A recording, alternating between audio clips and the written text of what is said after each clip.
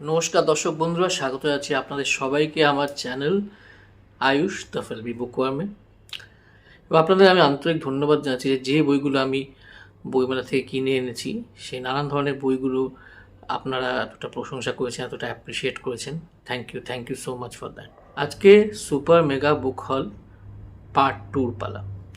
এই পার্ট 2তেও আমি অনলাইনে কিছু বই নিয়েছিলাম, এছাড়া নিউটন বইমেলারও 2-3টে বই বাকি রয়েছে দেখানো, আর কলকাতা বইমেলার বেশিরভাগ বই, সবগুলোই আপনাদের দেখাবো। তাহলে শুরু করা যাক, আর দেরি কিসের। আগের ভিডিওতে আমি একটা ছোট্ট ভুল করেছিলাম, সেটাকে একটু কারেক্ট করতে চাই আমি এখানে। আমি বলেছিলাম যে অভিক দত্তর 3খানা বই আমি কিনেছি বা সংগ্রহ করেছি 2টো বইমেলা থেকে। সেটা ঠিক নয়, আসলে 4টে ছিল, আমি একটা আমার মাথা থেকে বেরিয়ে গিয়েছিল। সেই বইটা আমি আজকে দেখাবো, আর চতুর্থ বইটা হয়তো আমি মেগা বুক হল 3 বা যদি চতুর্থ পার্ট বেরোয় সেখানে দেখাবো। তাহলে শুরু করা যাক। যেহেতু অভিতর নাম এলো, তাই অভিক দত্তর বই দিয়েই শুরু করছি এই সুপার মেগা বুক হল। এই বইটির নাম হচ্ছে বাজ সিরিজ। এটা প্রথম পার্ট বাজ সিরিজের, তার মানে এটা একটা সিরিজ হতে চলেছে, যেটার আরও অনেকগুলো পর্ব আসতে চলেছে। এটা একটা স্পাই থ্রিলার গোছের উপন্যাস। এর নাম হচ্ছে অপারেশন বালোচ ও রাজকন্যার সন্ধানে। এটা হচ্ছে বাজ সিরিজের পার্ট 1-এর টাইটেল আর কি, অপারেশন বালোচ ও রাজকন্যার সন্ধানে। এর প্রচ্ছদ দেখেছেন অর্ক চক্রবর্তী, বুক ফার্ম থেকে এটা বেরিয়েছে, আর এর মুদ্রিত মূল্য হচ্ছে 299 টাকা। উপন্যাস আছে, বুঝতে পারছেন, অপারেশন বালোচ আর রাজকন্যার সন্ধানে। একটা ব্লার্বেও দেওয়া রয়েছে। ব্লার্বে যেটা দেওয়া রয়েছে আমি আপনাদের বলে দিচ্ছি, মোটামুটি গুপ্তচররা কিভাবে কাজ করে, ঠিক কিভাবে কাজ করে তার একটা খুব নির্মোহক, তার একটা খুব অথেন্টিক একটা রিপ্রেজেন্টেশন এই বইতে থাকবে বলে লেখক আমাদের প্রমিস করেছেন। এবং এখানে যে মূল চরিত্র বাজ, সে একটু ছিটগ্রস্ত, একটু সিনিয়রদের কথা শোনার তার টেন্ডেন্সি কম, একা একা কাজ করতে চায়, এ ধরনের একটা চরিত্র। এবং তাও সে তার কাজগুলো খুব মন দিয়ে করে এবং সবসময় যে কাজটাকে দেয়া হয় সেটার সমাধান সে মোটামুটি করেই ফেলে। তো এই ধরনের একটা চরিত্র নিয়ে উপন্যাস। এর মধ্যে শুনেছি বেশ কিছু অ্যাকশন দৃশ্যেরও বর্ণনা রয়েছে। প্রচ্ছদটা আমার খুব ভালো লেগেছে বিশেষ করে, দেখা যাক পড়ে কেমন লাগে। এরপর আমি আসছি 2টো বাংলাদেশের বই, যেটা আমি অনলাইন আনিয়েছিলাম। এছাড়া আমি প্রতি বইমেলাতেই বাংলাদেশ স্টলগুলো থেকে একটা বই কিনি, সেটা আমি আপনাদের পরে দেখাবো, হয়তো পরের বুক হলে দেখাবো। অনলাইনে যে 2টো আনিয়েছি সেটা প্রথমটা হচ্ছে ওবায়দ হকের লেখা বিখ্যাত উপন্যাস তেইলাচোরা। ওবায়দ হকের নীলপাহাড় আমি পড়েছি, ওবায়দ হকের একটি সারি ও কামরাঙা বোমা আমি পড়েছি, এবং কাঙাল সংঘ পড়েছি। এর মধ্যে কাঙাল সংঘটা তো আমার চমৎকার লেগেছিল। এছাড়া নীলপাহাড় এবং একটি সারি ও কামরাঙা বোমা, এই বইটিও আমার দুর্দান্ত লেগেছিল। জলেশ্বরী আমার এখনও পড়া হয়নি, তবে তেইলাচোরাটা নিয়ে আমার আগ্রহ ছিল অপরিসীম। এই বইটির ভালো ভালো রিভিউ আমি এপার বাংলাতেও শুনেছি, ওপার বাংলা থেকেও শুনেছি। কাজেই যখন জানতে পারলাম যে এটা এখানে বই বাংলা স্টলে এসছে, দেরি না করে অনলাইনে আনিয়ে নিলাম। তেইলাচোরার প্রকাশ করেছেন 52 প্রকাশনী, এবং এর মুদ্রিত মূল্য বাংলাদেশি টাকার হিসেবে, এর প্রচ্ছদ দেখেছেন মেজর ইমরান, এবং এর মুদ্রিত মূল্য বাংলাদেশি টাকার হিসেবে হচ্ছে 202 টাকা। অনেকে আমাকে বলে যে আপনি কোনো প্রেমের উপন্যাস পড়েন না কেন, প্রেমের গল্প পড়েন না কেন। আমি প্রেমের উপন্যাস আর গল্প একটু এড়িয়েই চলি। তার কারণ কিছু আছে, ব্যক্তিগত কারণ কিছু আছে, কিন্তু যদি আমার মনে হয় যে এই উপন্যাসটা আমাকে আকৃষ্ট করছে, তাহলে আমি সবসময় প্রেমের উপন্যাস কিনেছি, পড়েওছি। সঞ্জিত বাবুর বেশ কিছু উপন্যাস আমার অত্যন্ত প্রিয়। যাই হোক, তখন ওপার বাংলার একটা অ্যাড যখন দেখলাম, প্রেমানল বলে এই বইটির অ্যাড, তখন কিছু না ভেবে এটা আমি বই বাংলা থেকে অর্ডার করে নিলাম। এর প্রচ্ছদটা আমাকে খুব আকর্ষিত করেছিল, এই প্রচ্ছদটা। এখানে ব্লার্বে যেটা লেখা আছে সেটাও আমাকে অ্যাট্রাক্ট করেছিল। কি লেখা আছে পড়ে শোনাচ্ছি। লাইট, ক্যামেরা, অ্যাকশনের বাইরেও যে তারকাদের একটি জীবন রয়েছে, আমরা হয়তো সেটি ভুলে যাই। এই যে সময়ের সব থেকে বড় সুপারস্টার তানজিদ হাসান, লাখো নারীর হৃদয়ে যার বাস, অথচ তার বাইরেটা যতটা ছাঁ চকচকে রোদ্দুরে ঠাসা, ভেতরটা ততটাই দুঃখের অনলে দগ্ধ, হৃদয় ঘন কালো পুঞ্জ মেঘে ঢাকা। সেই অনলকে বৃদ্ধি করতেই কিনা এক ঝড় বৃষ্টির রাতে উদয় ঘটা কিশোরী কন্যা সামিহার প্রেম, দ্রোহ, ঘৃণা, ষড়যন্ত্র, প্রহেলিকা মিশ্রিত অলিক প্রেমের অস্তিত্বই বাকি। প্রণয়ের অনলে পুড়ে যে প্রেমটি তৈরি হয়, তার নামই তো প্রেরণানল।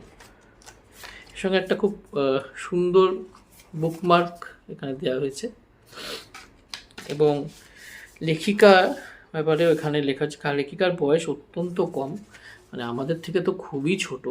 2005 সালে তার জন্ম, এবং এইটুকু বয়সে এরকম একটা প্রেমের উপন্যাস লেখা সত্যিই প্রশংসার দাবি করে। আমি যদিও হচ্ছে পড়িনি, তবে ভালো ভালো কথা শুনেছি উপন্যাসটার বিষয়ে, পড়ে আপনাদের জানাবো কেমন লাগলো। এর প্রকাশ করছেন গ্রন্থরাজ্য। ফাতেমা তুজ নসির লেখা এই উপন্যাসটি প্রচ্ছদ এঁকেছেন পৌলমী চক্রবর্তী, এবং এর প্রিন্টেড প্রাইস হচ্ছে 450 টাকা। দেখা যাক পড়ে। প্রথম প্রেমের উপন্যাসের একটা রিভিউ আমার চ্যানেলে আপনাদের দেখাতে পারি কিনা। নিউটন বইমেলা থেকে সংগ্রহ করেছি এই চমৎকার বইটি। এই বইটিও আমি কিন্তু পড়ে ফেলেছি। এই বইটার নাম হচ্ছে তোমার চোখের কালো চাই, লেখিকা দীপাঞ্জনা দাস। এখানে মোট দুটো উপন্যাসিকা বলা চলে, দুটো উপন্যাসিকা রয়েছে, তোমার চোখের কালো চাই আর মিথ্যে বলে সত্যি কিছু নেই। এর প্রচ্ছদ দেখেছেন রোহিত কর। ভেতরে কিছু অলঙ্করণ রয়েছে অর্ক চক্রবর্তীর আঁকা। একটা বৃহৎ অলঙ্করণ আমি এখানেই দেখিয়ে দিচ্ছি। এইরকম একটা অলঙ্করণ রয়েছে, এটা বড় করেও বইয়ের ভেতরে রয়েছে। আর বেশ সুন্দর, মানে বিভার প্রোডাকশন কোয়ালিটি অত্যন্ত ভালো। মুদ্রিত মূল্য হচ্ছে 222 টাকা। এবার এটা এখানে লেখিকা দুজন নতুন চরিত্র এখানে এনেছেন, দুই বন্ধু আর কি, যাদের মধ্যে বহুকাল কোনো যোগাযোগ ছিল না, হঠাৎ তারা একসঙ্গে আসে একটা কমন সমস্যা বলা যেতে পারে তার সমাধান করার জন্য। একজন হচ্ছে পুলিশ অফিসার অরণ্য সেন, আর একজন হচ্ছে এককালের স্কলার ছেলে, কিছুটা একটু অদ্ভুত ধরনের ছেলে, তার নাম হচ্ছে বিনয় চন্দ্র, বা বলা হয় বিনু। অরণ্য বিনুর জুটি নিয়ে লেখা দুটো উপন্যাসিকা রয়েছে এই বইতে। বইটা আমার কেমন লেগেছে একটুখানি তো বলেই ফেললাম। বইটা নিয়ে বিস্তারিত রিভিউ দেওয়ার ইচ্ছে রয়েছে, কেননা গড়পড়তা হরর তার থেকে অনেকটাই আলাদা এই উপন্যাসিকা দুটো, কাজে রিভিউ করার ইচ্ছে রইল। অভিক দত্তর আরেকটি বই আমি সংগ্রহ করেছি, এটা পত্রভারতী থেকে বেরিয়েছে, এটার নাম বিশ্বাসঘাতকের সন্ধানে। কিছুদিন আগেই দেখছিলাম যে ত্রিদীপ চট্টোপাধ্যায় এবং সঙ্গে রাজকুমার দা, যিনি পত্রভারতীর স্টলে বসেন, ওনারা একটা লাইভ করেছিলেন পত্রভারতীর এবারকার বইগুলো নিয়ে। সেখানে ত্রিদীপবাবু ব্যক্তিগতভাবে এই বইটির উচ্ছ্বসিত প্রশংসা করেছেন। আমার বইটা পড়া হয়নি, বইটা মূলত প্রচ্ছদটা দেখেই এই বইটা নেয়া, এবং অভিক দত্তর নামটা অফকোর্স আমাকে সাহায্য করেছে এটা কিনতে। এখানে দুটো উপন্যাস রয়েছে, দুটো প্লট, আলাদা আলাদা প্লট নিয়ে দুটো উপন্যাস রয়েছে। হয়তো এর মধ্যে কিছু একটা সম্পর্কও আছে, ঠিক আমি জানি না এখনও। প্লট 1 হচ্ছে দিন প্রতিদিন, আর প্লট 2 হচ্ছে অপারেশন ট্রেটার। এবার বাজ সিরিজে তো এক ধরনের স্পাই থ্রিলার উনি লিখেইছেন।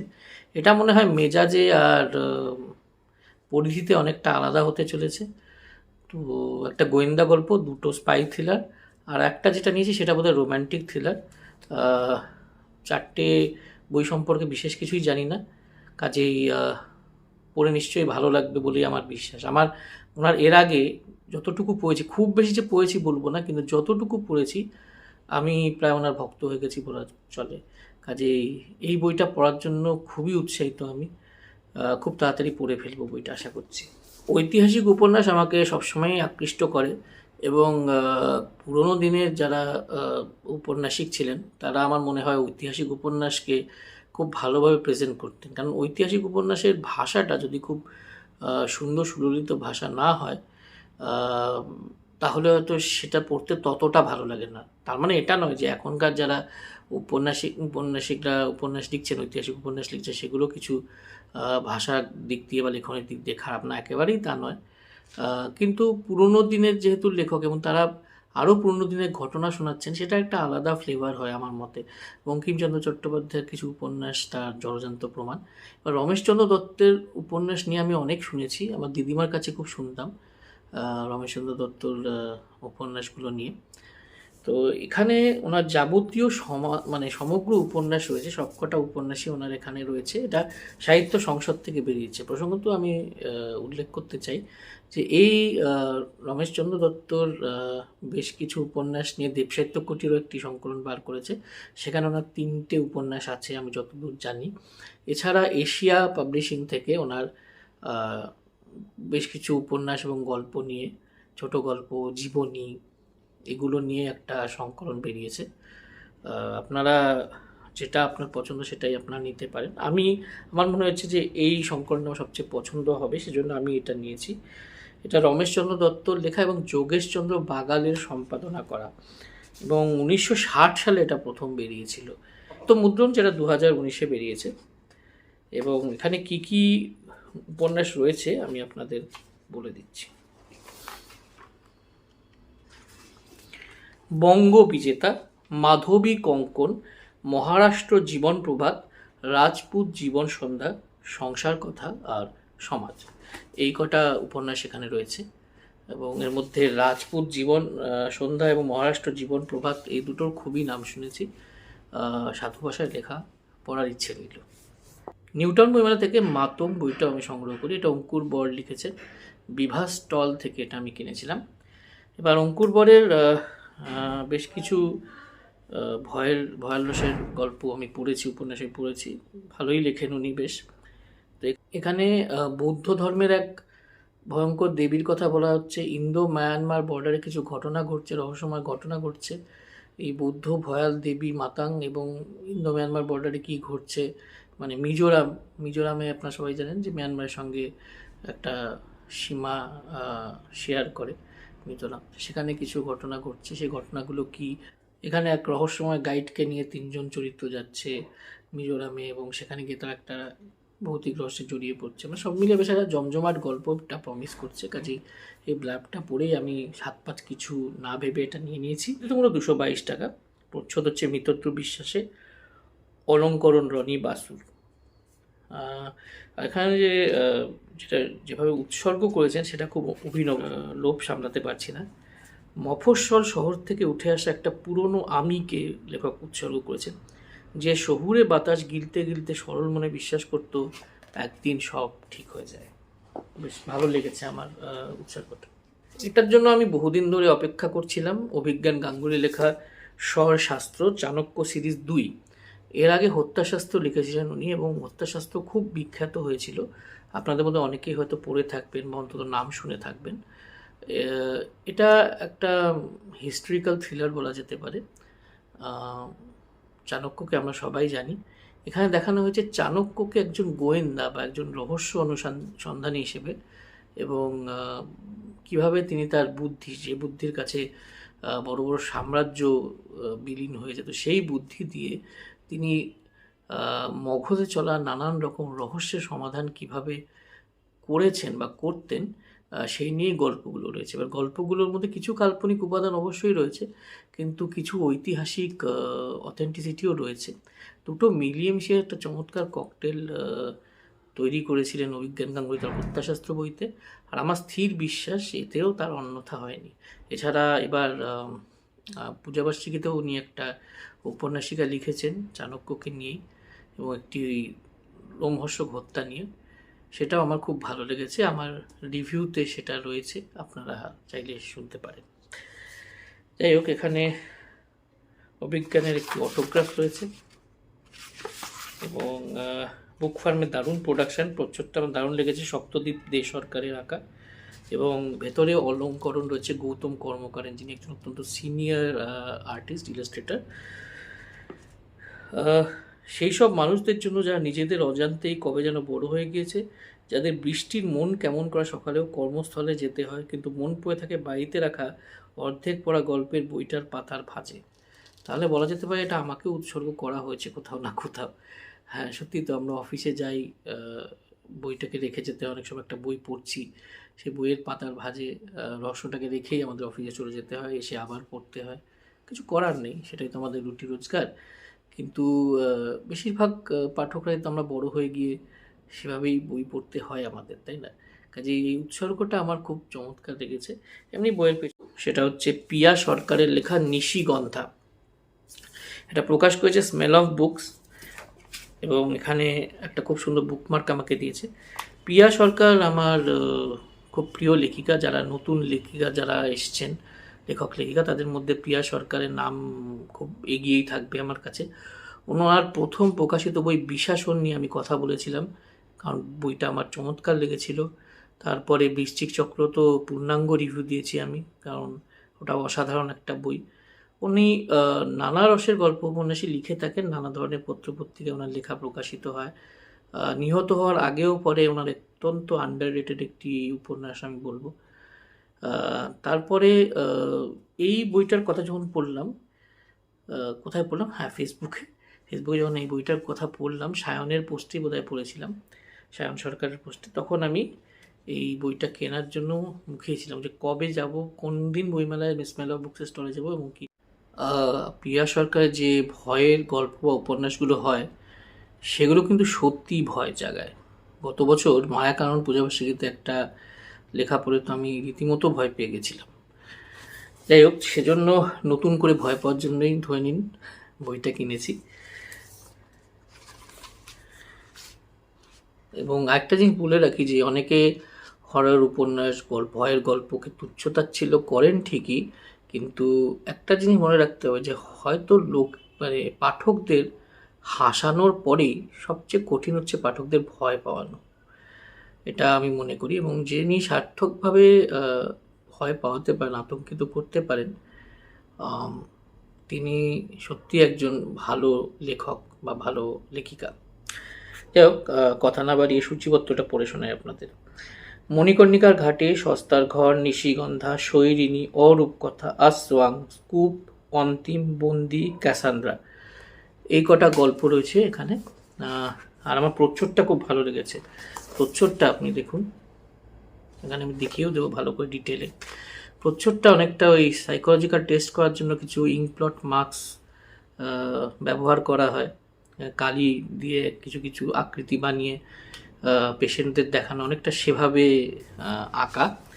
প্রচ্ছদটা গেছেন ঋতুপর্ণা খাটুয়া, আর এর মূল্য হচ্ছে 399 টাকা, যেটা বলো স্মেল অফ বুকস থেকে এটা প্রকাশিত হয়েছে। এরপর আমি দেখাবো সেই বইটা, যে বইটা দিয়ে আমি এবার কলকাতা বইমেলার সফর শুরু করেছিলাম, অভিযান থেকে কেনা, অনির্বাণ মুখার্জির লেখা সেই মেয়েটা। অনির্বাণ মুখার্জি 3 বাহু 10 মুখের লেখক, এবং তারপরে উনি বেশ কিছু পূজাবার্ষিকীতে ওনার কয়েকটা জনপ্রিয় থ্রিলার আঙ্গিকের লেখা প্রকাশিত হয়েছে, এবং দুটো আমি পড়েছি এর মধ্যে। গত বছর একটা বোধহয় শারদীয়া বইচইতে বেরিয়েছিল, এবার প্রজ্ঞায় বেরিয়েছে।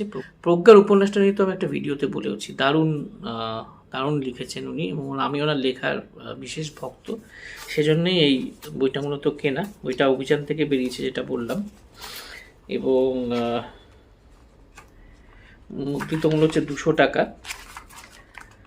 প্রচ্ছদ পার্থপ্রতিম দাসের, এবং মোটামুটি 63 পাতার এই বইয়ের মুদ্রিত মূল্য 200 টাকা। বইটার বিষয়ে বিশেষ কিছু জানি না, তবে এটা জানি যে এটা একটা মনস্তাত্ত্বিক থ্রিলার, এবং অলৌকিক ঘটনার একটা ব্যাখ্যাও দেওয়া হয়েছে। কিছু একজন মানুষের চারপাশে কিছু অলৌকিক ঘটনা ঘটছে, এবং আমার যেটা প্রচ্ছদ থেকে মনে হয় যে এখানে ট্যারো কার্ডসের একটা বোধহয় বিশেষ ভূমিকা রয়েছে। দেখা যাক, পরে আপনাদের জানাবো। এখানে কিছু প্লাস্টিকের জ্যাকেটে বন্দি রয়েছে এখনো বইগুলো, সেই বইগুলোর ব্যাপারে বলি। এটা হচ্ছে অর্ক সমগ্র, পল্লব হালদারের লেখা। পল্লব হালদারের আমি যা শুনেছি একটা রেডিও চ্যানেলও আছে বা ছিল, এবং এই যে অর্ক সমগ্র, এটা বেশ কিছু বছর আগেই বেরিয়েছে, কিন্তু দুর্ভাগ্যবশত আমার এর আগে পড়া হয়নি। আমি বেশ কিছু জায়গায় এটা খুব প্রশংসা শুনেছি। এটাও কিন্তু একটু মনস্তাত্ত্বিক ধরনের উপন্যাস, মানে পুরোপুরি থ্রিলার হয়তো নয়, কিছুটা মনস্তত্ত্ব আর কিছুটা থ্রিলার মিলিয়ে মিশিয়ে এই উপন্যাসগুলো বা এই গল্পগুলো রয়েছে। এটা প্রথম সমগ্র যদি ভালো লাগে তাহলেই পরে দ্বিতীয় বা তৃতীয় সমগ্রগুলো কেনার ইচ্ছে রয়েছে। এটা ধী প্রকাশনী থেকে বেরিয়েছে। এর দাম 249 টাকা। চলুন আপনাদের সামনে একটা ছোটোখাটো আনর্যাপিং হয়ে যাক।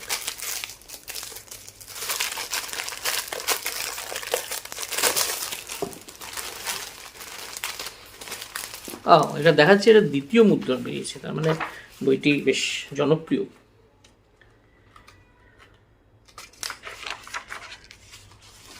এর প্রচ্ছদ এবং অলঙ্করণ করেছেন অভিব্রত সরকার, এবং যেটা বললাম এটার মুদ্রিত মূল্য হচ্ছে 249 টাকা।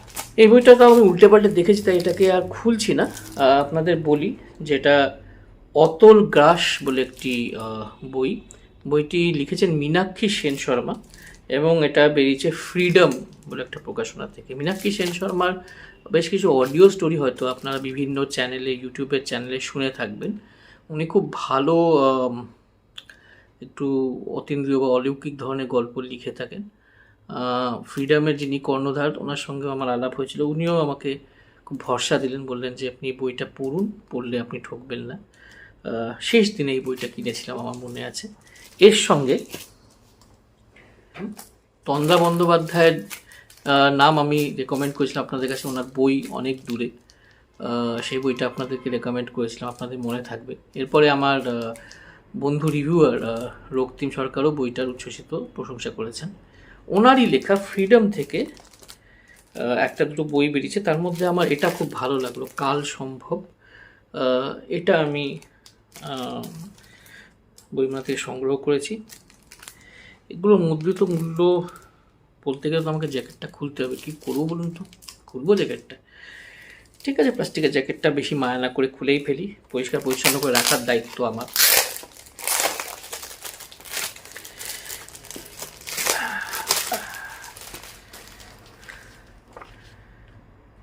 প্রচ্ছদ হচ্ছে কৃষ্ণেন্দু মণ্ডলের, এবং এর মুদ্রিত মূল্য হচ্ছে 309 টাকা। এটা উনি উৎসর্গ করেছেন ওনার স্বামীকে। খুব ইচ্ছে রয়েছে এটা পড়ার। আর প্রসঙ্গত উল্লেখ করে রাখি যে ওনার যে অনেক দূরে থেকে যে সিরিজটি উনি শুরু করেছেন, সেটার দ্বিতীয় বইও আমার কাছে এসে গেছে।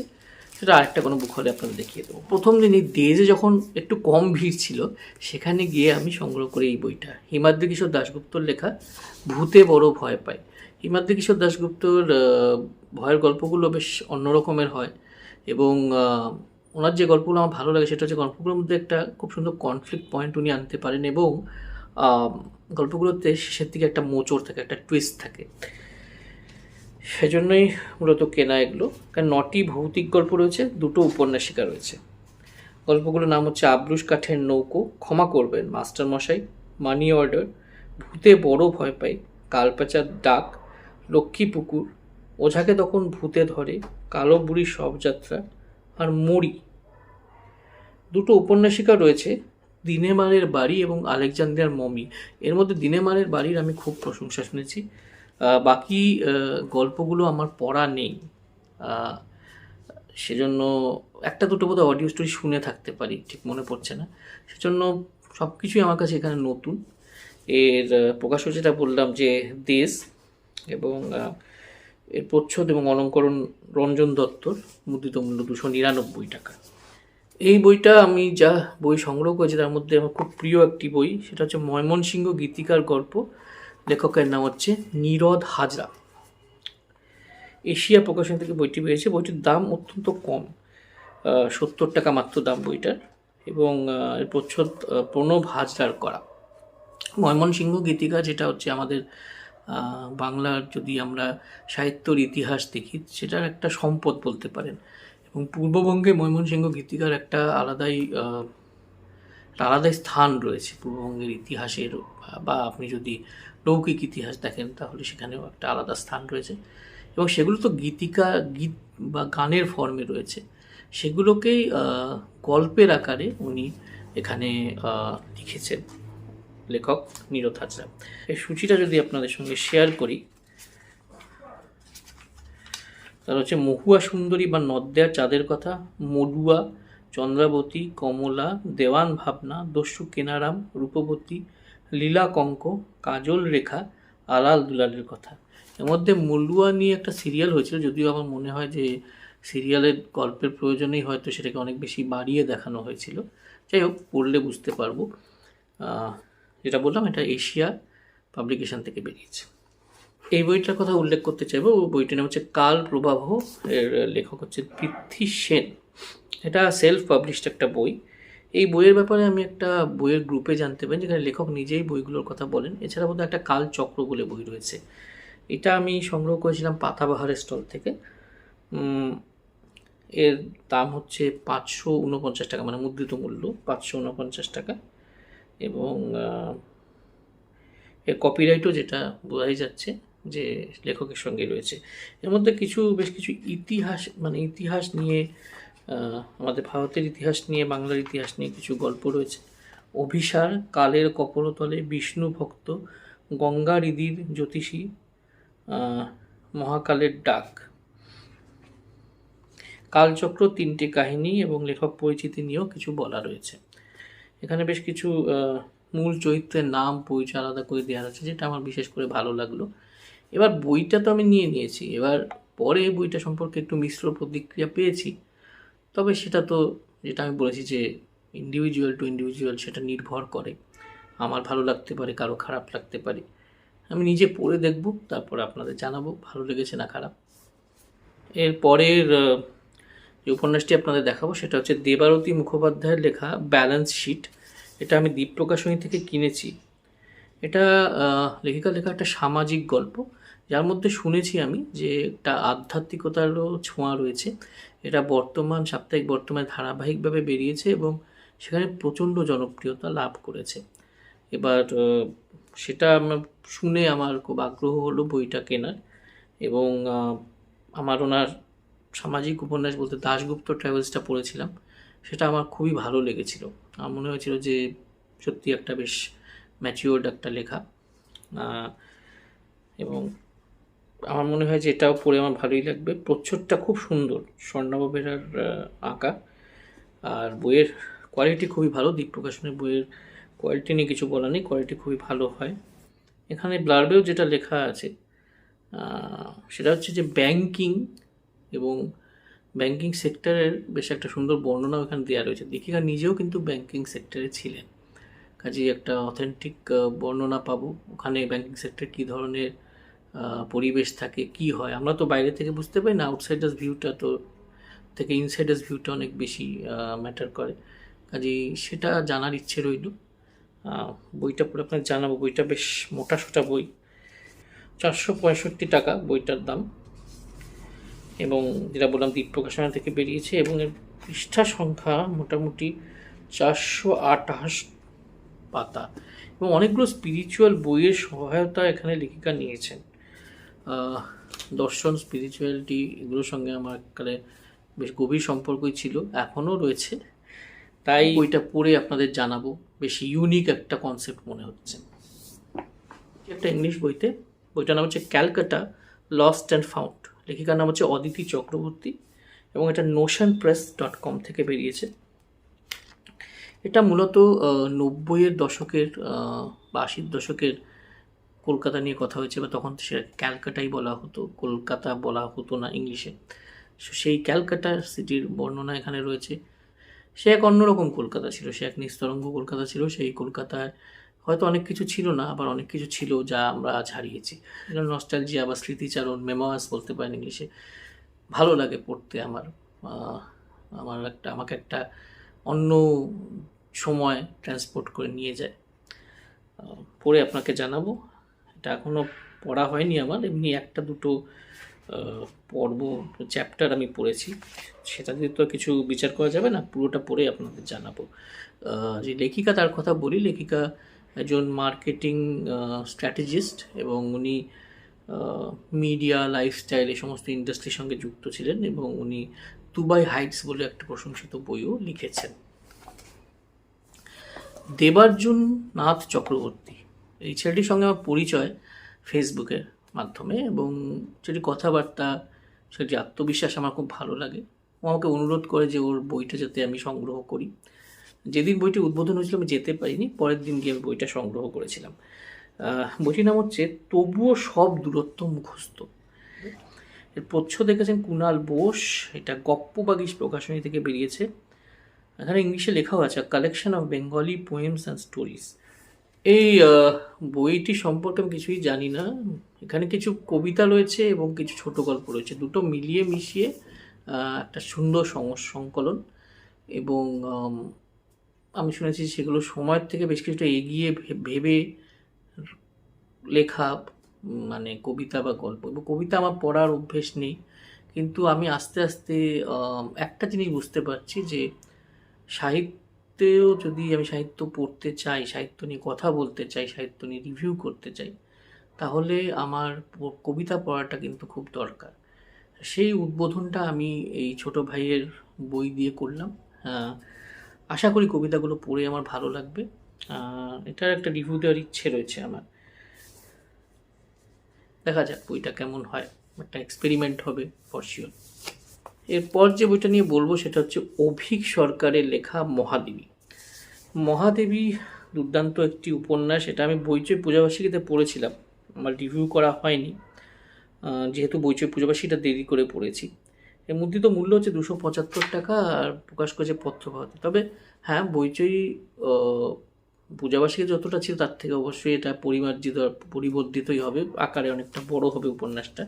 এই উপন্যাস গুপ্ত সাম্রাজ্যের সময় চলা ঘটনা প্রবাহ নিয়ে বলছে আমাদের। এর ব্লাডটা পড়ার লোভ সামলাতে পারছি না, এটা আপনাকে পড়েই শোনাই।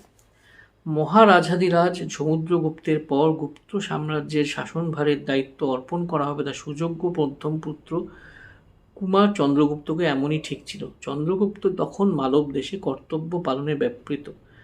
প্রয়াত হলেন সমুদ্রগুপ্ত। মাথা তুলে দাঁড়ালো রাজপ্রাসাদের আভ্যন্তরীণ রাজনীতি আর ষড়যন্ত্র। গুপ্ত সাম্রাজ্যেরই এক বিশ্বাসঘাতক রাজপুরুষের হাত ধরে শকাধিপতি রুদ্রসিংহ ভয়ঙ্কর নৃশংসতার জাল বুনতে শুরু করলেন। সিংহাসনে বসলেন শারীরিকভাবে অক্ষম মদ্যপ জ্যেষ্ঠপুত্র রামগুপ্ত। গুপ্ত সাম্রাজ্যের মহাদেবী হয়ে এলেন মালব রাজকুমারী ধ্রুবা চন্দ্রগুপ্তের প্রেয়সী। শকরাজ রুদ্রসিংহ, তার লোলুপ দৃষ্টি অসামান্য সুন্দরী ধ্রুবার দিকে। ষড়যন্ত্রকারীদের ফাঁদে পা দিলেন রামগুপ্ত এবং সপরিবার অবরুদ্ধ হলেন পার্বত্য দুর্গ অঞ্চলে। রুদ্রসিংহের একটি শর্ত, রানী ধ্রুবাকে তার চাই। কি ঘটল তারপর? ঐতিহাসিক উপন্যাস অভিজ্ঞতা বড় ভালো লেখেন। ইতিহাস এবং কল্পনাকে খুব সুন্দরভাবে উনি মেলাতে জানেন। খুব সুন্দর ভাষা থাকে, লেখনী থাকে, যেটা আমি পটমঞ্জুরির ক্ষেত্রে বলেছি। এটা যা আমি ছোট আকারে পড়েছি, এটা সম্পর্কেও একই কথা বলবো। বরং পটমঞ্জুরির থেকেও যেন আমার এখানে ওনার লেখনীটা আর একটু বেশি পরিণত মনে হয়েছে। এটা পরিমার্জিত আকারে পড়ার ইচ্ছে রইল, তারপরেই এটা রিভিউ করা মনে হয় উচিত হবে। 160 পাতারই বই এবং প্রোডাকশন কোয়ালিটি পত্রভারতীর থেকে যেটা এক্সপেক্টেড, দুর্ধর্ষ। আস্তে আস্তে শেষ হয়ে যাচ্ছে ব্যাগের কন্টেন্টগুলো। আসছি আরেকটা দুর্দান্ত বইতে। কলকাতার কসাইখানার লেখকের নাম সৌরভ চক্রবর্তী, প্রকাশ করেছে দ্য ক্যাফে টেবিল এবং এর মূল্য হচ্ছে 400 টাকা। এটা একটা অত্যন্ত গুরুত্বপূর্ণ ঐতিহাসিক ঘটনার দলিল বলা যেতে পারে। সেই কাহিনীকে নিয়ে বানানো একটা ফিকশনাল উপন্যাস। এবং সেই ঐতিহাসিক ঘটনা কি, 1946-এর সেই সাংঘাতিক দাঙ্গা, সেই দাঙ্গায় গোপালচন্দ্র মুখোপাধ্যায় এবং গোপাল পাঠার কী ভূমিকা ছিল সেটা নিয়ে এই উপন্যাসটা লেখা হয়েছে। এটা নিয়ে কোনো সঠিক তথ্য কিন্তু কারোর কাছেই প্রায় নেই। তবু অনেককে ইন্টারভিউ করে, অনেক রকম রিসার্চ করে লেখক কিন্তু এই বইটি লিখেছেন, যেটা আমি শুনেছি। এবং এখানে একটা মানে ইম্পার্শিয়াল অ্যাকাউন্ট তিনি দিয়েছেন, কোনো রকম পক্ষ সমর্থন না করেই একটা অ্যাকাউন্ট তিনি দিয়েছেন যে কী হয়ে থাকতে পারে সেই সময়।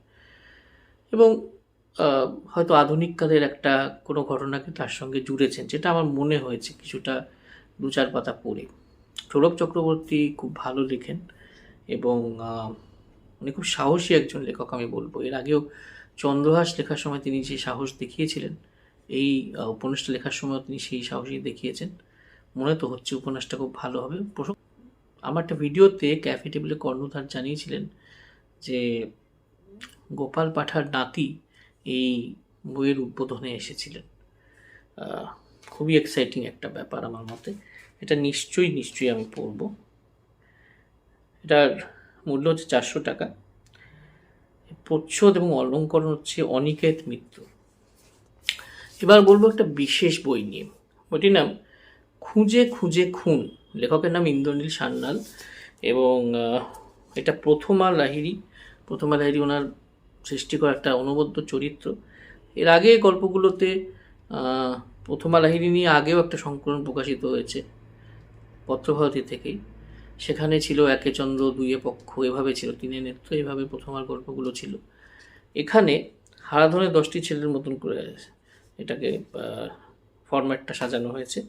প্রথমা চ্যাটার্জি হচ্ছেন একটা ইন্টেলিজেন্স উইং থেকে উনি বিলং করেন, সেটার নাম হচ্ছে কাইমেরা। ভারতের একটা ইন্টেলিজেন্স উইং বলে এটাকে দেখানো হয়েছে। সেখানে টিম লিডার হচ্ছে প্রথমা লাহিড়ী। সেখানে 3জন ফাউন্ডার রয়েছেন এবং এই প্রথমার অ্যাডভেঞ্চারগুলো নিয়ে বলতে পারেন পরপর সিরিয়াল ওয়েতে এই 10টি গল্প রয়েছে। ইন্দ্রনীল সান্যাল দারুণ মেডিকেল থ্রিলার লেখেন, কিন্তু উনি কিন্তু এই দারুণ স্পাই থ্রিলারও লেখেন। এই প্রথমা লাহিড়ীর গল্পগুলো হচ্ছে তার অকাট্য প্রমাণ। আমার তো দারুণ লাগে ব্যক্তিগতভাবে। ওনার লেখনী এত শার্প, এত সুন্দর, মানে বলার অপেক্ষা রাখে না। যে উদ্ভাস্য সাসপেন্স বলুন, অথেন্টিসিটি বলুন, মানে চমক বলুন, সব কিছু ওনার গল্পগুলোতে থাকে, উপন্যাসগুলোতে থাকে। আমি তো খুবই এক্সাইটেড এটা পড়ার জন্য। এর মুদ্রিত মূল্য হচ্ছে 350 টাকা।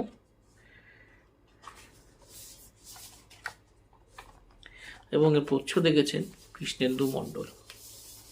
সেকেন্ড লাস্ট বই, এই বইটা হচ্ছে হুইসপার্স অফ দ্য ড্র্যাগন, ইলমা সেদের লেখা। ইলমা সেদ একজন সাংবাদিক এবং উনি নর্থ ইস্টের কিছু ব্যাপার নিয়ে এই উপন্যাসটি লিখেছেন। বা এটা নর্থ ইস্টের গল্প, উত্তর পূর্ব ভারতের গল্প, যেখানে আমি আমার জীবনের বেশ কিছুটা সময় কাটিয়েছি, ছোটোবেলা কাটিয়েছি, কিশোরকাল কাটিয়েছি। সেই নর্থ ইস্ট, সেই উত্তর পূর্ব ভারতের ডিস্টারবেন্স নিয়ে গল্প, সেখানকার মানুষের সুখ দুঃখ নিয়ে একজন জার্নালিস্টের দৃষ্টিভঙ্গি দিয়ে তিনি সেটাকে বলেছেন। তো পড়ে তো খুবই ইন্টারেস্টিং লাগলো, খুব আগ্রহ জাগালো, তাই আমি এই বইটা নিলাম। বইটা ক্যাফে টেবিল থেকে বেরিয়েছে এবং